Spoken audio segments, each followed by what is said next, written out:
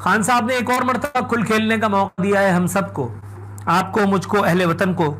कहते हैं कि फ्रांस से ताल्लुकात तोड़ने नुकसान सिर्फ हमें होगा। ओके ठीक है, बड़ी मुश्किल से, अब यहां से गड़बड़ शुरू है, नोट करते जाइए। बड़ी मुश्किल से मुल्क की मईशत ऊपर जाने लगी है, रुपया मुस्तहकम हो रहा है, चीजें सस्ती हो रही हैं। कहां रहता है भाई? कौन सी दुनिया में होता है? अर्शे मोहल्ला पे रहता है? कौन सी दुनिया में रहता है? किसी इंसान को आखिरी दफा देखा था पीटीआई वाले यूथियों को, जिनको मैं जो कहता हूं वुजू में नहीं कह सकता, रोजे में नहीं कह सकता, इन गधों के अलावा, अपने उन चमचागिर मिनिस्टरों के अलावा, आखिरी दफा किसी आदमी से, माकूल आदमी से कब मिला था भाई मेरे वजीर आजम? चीजें सस्ती हो रही है, कौन सा नशा है भाई? इक्तदार का तो नहीं हो सकता, इक्तदार का भी होता है तो कुछ लिमिट होती है थोड़ी सी। चीजें सस्ती कौन सी हो रही है भाई? तेरे टीवी में हो रही होंगी, ये तुम्हारे मोबाइल में मुराद सईद ने करवा दी होंगी और तुम तालियां बजा रहे होगे, या शेख रशीद ने करवाई होंगी और तुम सब मिलकर तालियां बजा रहे होगे। चीजें महंगी हो रही हैं बंदे खुदा। झूठ बोलने के बाद रमजान में भी रोजा नहीं है, जल्दी से पानी पी लो। पानी पीना सादा। मुल्क की मईशत ऊपर जाने लगी है, रुपया मुस्तहकम हो रहा है। कद्दू? कौन से मुल्क का रुपया मुस्तहकम हो रहा है भाई? कौन सी मुल्क की मईशत मुस्तहकम हो रही है? तुम आसमां की बुलंदियों से लौट आना, मुझे जमीन के मसाइल पे बात करनी है भाई। तुम तो अपनी मचान से भी ऊपर चले गए हो और लगता है उससे भी ऊपर जाने वाले हो अनकरीब। कहां हो? हमारे यहां वो एक साहब थे, अल्लाह गरीब रहमत करे, वो कहते थे पगले बहुत ऊपर जाएगा और अगर अपनी हरकतें नहीं सुधारी तो सीधा ऊपर जाएगा। कह रहे हो? अल्लाह अकबर। फ्रांस से यूरोपियन यूनियन, ये बात ठीक है, यूरोपियन यूनियन से आप पंगा लेने की पोजीशन में नहीं है, आपके पास अपना कक नहीं है, आप सब चीजें उधार पे लेते हैं, आप सब चीजें भीख में लेते हैं। आपके सदर और वजीर आजम तक को जो इमदाद की मांगी हुई वैक्सीन मिल रही है, ज्यादा फन्ने खान बनने की जरूरत नहीं है। नस्वार, मसवाक और चारपाई और इतर 4 चीजें हमने बनाई हैं, इसके अलावा कद्दू कुछ नहीं है हमारे पास, अपनी हेकड़ी और फिरौनियत के अलावा। तो चुप करके बैठो, चुप करके बैठो। यहां तक मैं बात आपकी ठीक मान लेता हूं। कहते हैं कि जब टेक्सटाइल सेक्टर पर दबाव आएगा तो महंगाई होगी, बेरोजगारी बढ़ेगी। अभी लोगों को नौकरियां मिल रही हैं, अभी मोईद यूसुफ को मिली है, मुराद सईद को मिली है, तुम्हें मिली है, तुम्हारे ममनून, क्या नाम है वो मौजूदा दौर के ममनून हुसैन का, वो डेंटल, आरिफ अलवी शीदे को मिली है, वो फवाद चौधरी को मिली है, शेख रशीद अहमद को मिली है, और माजे फीके ताए को मिली है, और किसी को नहीं मिली है भाई। जनाब इमरान खान साहब प्राइम मिनिस्टर ऑफ पाकिस्तान ने कौम से खिताब किया, फिर खिताब किया है, और इस खिताब के अंदर उन्होंने हस्बे साबक हस्बे रवायत बोंगियां मारी हैं। पहली बोंगियां, अगर हालात नॉर्मल होते तो उनकी बोंगियों को नज़रअंदाज किया जा सकता था। उसके अंदर उन्होंने झूठ बांधे हैं, और झूठ नंबर 1, झूठ नंबर 2, जिस तरह इन्होंने यूट्यूबर पाले हुए ना, खुशखबरी नंबर 475, खुशखबरी नंबर 845, ठीक है। उस तरह इमरान शफकत साहब ने एक वीलॉग किया कल, झूठ नंबर 1, झूठ नंबर 2, झूठ नंबर 3, तकरीर में 6 झूठ उसने गिनाए हैं, जो डेयर डेवल मुंह पे बैठ के उसने झूठ बोले हैं। साद रिजवी साहब जो हैं, उनके हवाले से जब वजीर आजम ने ये कह दिया कि इसके ऊपर कोई बात नहीं हो सकती या इसके ऊपर कोई मुआहदा नहीं हो सकता, तो उसके बाद मुज़ाकरात जो हैं वो तो लायानी हो गए जी। मैं जिस वक्त वीडियो रिकॉर्ड कर रहा हूँ उस वक्त तक मेरी खबर के मुताबिक, जो मैंने 2-3 लोगों से कन्फर्म की है, कि एक बरेलवी उलमा कराम का एक वफद तैयार किया गया, अब्दुल खैर साहब सिंध से मंगवाए गए, उनकी जो है वो सरबराही के अंदर वो वफ्द मुज़ाकरात करने गया जेल में, और जेल में उन्होंने बाकी सारी मीठी मीठी बातें की। इन द मीन वाले प्राइम मिनिस्टर साहब खिताब भी फरमा चुके थे, तो उन्होंने कहा साद रिजवी साहब से कि आप एक वीडियो प्रोग्राम रिकॉर्ड करवा दीजिए। साद रिजवी साहब ने फिल वक्त जब तक मैं ये वीडियो रिकॉर्ड कर रहा हूँ इनकार कर दिया, चिट्टा तोता इनकार कर दिया। उन्होंने कहा मैं वीडियो रिकॉर्ड नहीं करवाऊंगा, ठीक है। और बेशर्मी की और गैर संजीदगी की हद ये है, अब ये देखिए कि इन मुज़ाकरात को नाकाम कौन बनाना चाह रहा है, इन मुज़ाकरात को नाकाम कौन बनाना चाह रहा है उसका आप अंदाज़ा इससे कर लें कि एक होते हैं जनरल साहब, ठीक है, वो ही ग्वाल मंडी वाले, उन्होंने वो एक वीलॉग काटवा रहा है और उसके अंदर उन्होंने बताया कि साद रिजवी जो है वो नशा करता है, ये तो क्वालिफाई नहीं करता था अपने बाप की जगह पे आने को, और वो तमाम बकवासियात जो कि इस वक्त लबैक वालों के जज्बात को हर्ट कर सकते हैं और उनको गुलूमी कर सकते हैं। लाशें पड़ी हुई हैं उनके घर, ठीक है, उनके घरों में लाशें गई हुई हैं और उन लाशों की मौजूदगी के अंदर आप उनके जो लीडर हैं उसको गालियां बकना शुरू हो गए। इसका मतलब है जर्नैल साहब जो हैं, ये साहब जो हैं ये बुनियादी तौर पे किसी किस्म की जो निगोसिएशन है या किसी किस्म का जो एग्रीमेंट है उसको सैबोटाज कर रहे हैं, ठीक है।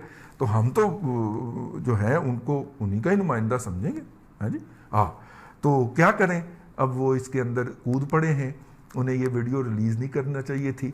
इसके अलावा पीटीआई के जो वज़रा हैं उनकी बकवासियात सामने आ रही हैं और वो साद रिजवी और खादम हुसैन रिजवी रहमतुल्लाह अलैह और उनके दूसरे लोगों के बारे में बकवासियात कर रहे हैं।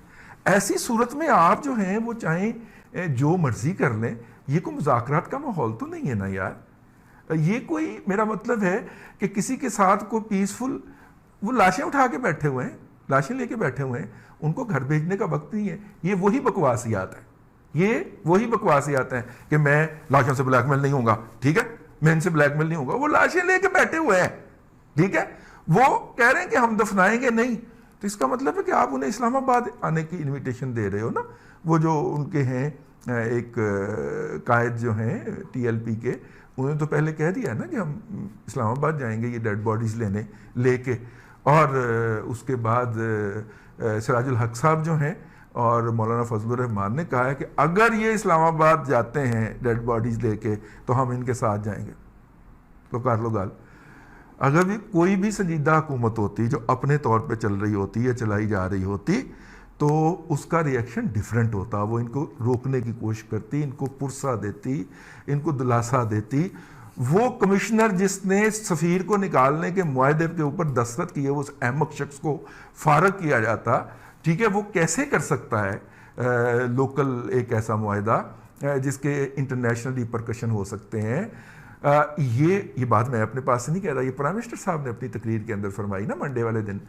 तो अगर वो नहीं जा सकते थे तो फिर वो मुआहदा कैसे हो सकता था? और अगर वो मुआहदा हो गया था तो वज़ीर आज़म साहब माफ़ी मांगते कि जी वो गलती हो गई है, मैं ये कमिश्नर को और ये अपने दो वज़रा जिन्होंने इसके ऊपर दस्तखत किए थे, ये एक जो नूरुल हक कादरी है, ना वो नूर है, ना वो हक है, ना वो कादरी है, इसको फारग कर रहा हूँ और शीदे टली को भी घर भेज रहा हूँ। लाल हवेली वापस जाओ और वहाँ पर जाकर जूते खाओ लोगों से।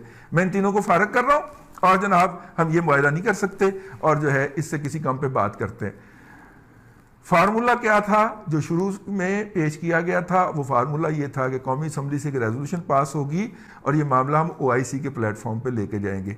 यार कितना मुश्किल फार्मूला था ये। ये इनके अंदर इतनी एबिलिटी नहीं है, इनके अंदर भी और इनके हैंडलर्स के अंदर भी। ये भी बात कहने दें आज मुझे, ना इनके अंदर ना इनके हैंडलर्स के अंदर इतनी एबिलिटी नहीं है कि वो रेजोल्यूशन पास करवाते कौमी असम्बली से। किसकी जुर्रत थी कि वो इस रेजोल्यूशन की मुखालफत करता?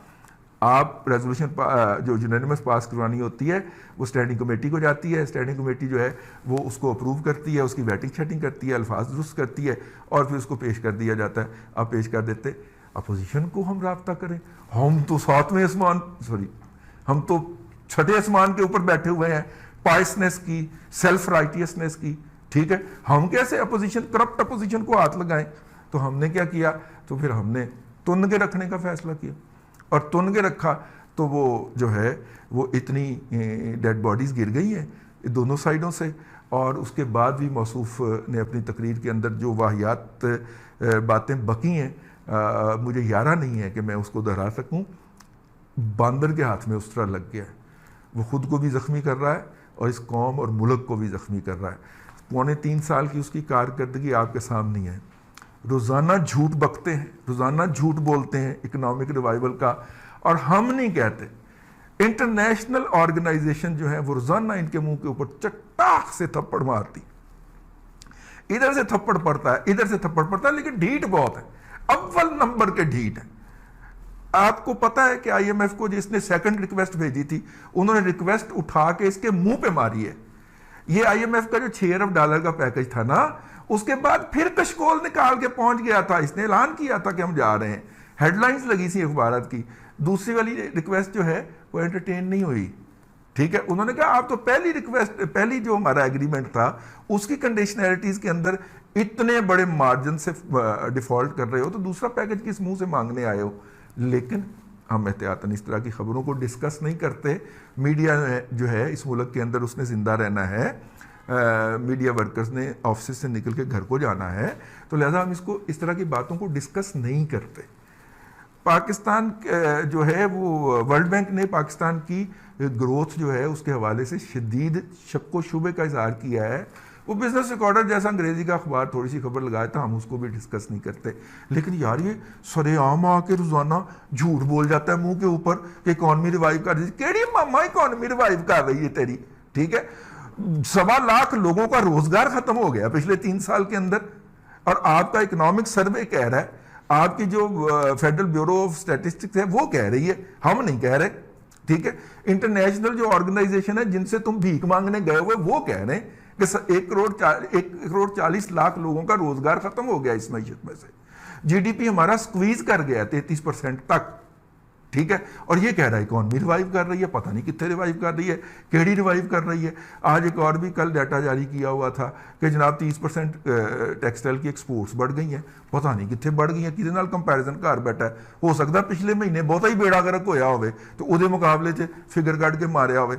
इस तरह की बेवकूफ़ाना हरकतें, सेल्फ डिसेप्टिव मूव्स जो हैं, उसके नतीजे के अंदर मुल्क नहीं चला करते। मुल्क को एक ऐसे डिक्लाइन के ऊपर डाल दिया गया है कि जिससे वो रुकने का नाम नहीं ले रहा, और ये शख्स मुसलसल झूठ बके जा रहा है, बके जा रहा है, बके जा रहा है।